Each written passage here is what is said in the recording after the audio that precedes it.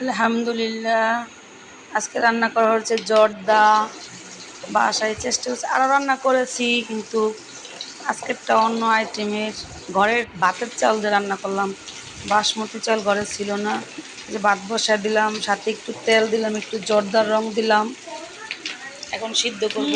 অর্ধেক সিদ্ধ করার পরে লেমন গ্রাস দিয়ে দিলাম। আমার ছাদে লেমন গ্রাসের বাগান আছে, কিছু পাতা দিয়ে দিলাম, গ্রানের জন্য আলাদা একটা গ্রান আসবে, তার জন্য দিয়ে দিলাম। তোমরা সবাই ট্রাই করবা। জর্দা রান্না কোনো ব্যাপার না। এই যে ভাত হয়ে আসছে,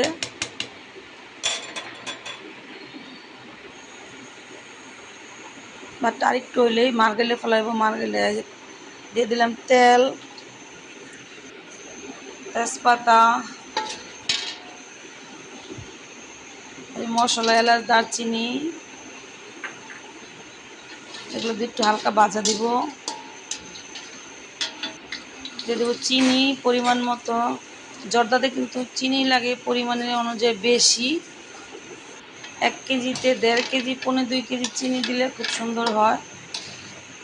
যাক, আমি দিয়ে দিছি 1 কেজিতে 1.5 কেজি চিনি দিছি।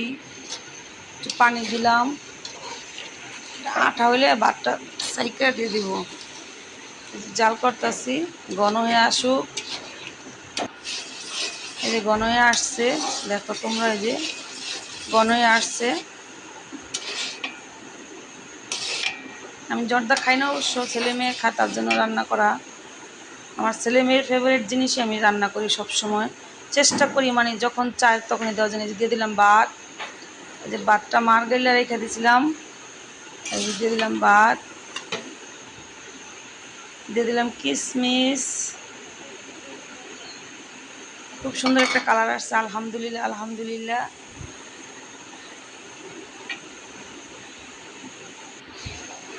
এই যে দেখো পানি ছাড়তেছে, পানি ছেড়ে আবার পানি শুকিয়ে ঠিক হয়ে যাবে।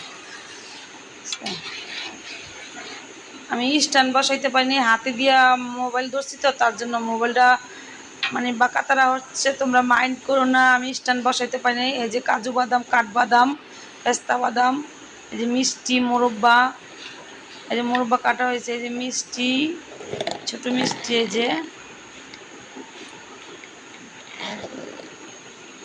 বাদাম, এটা বাদাম।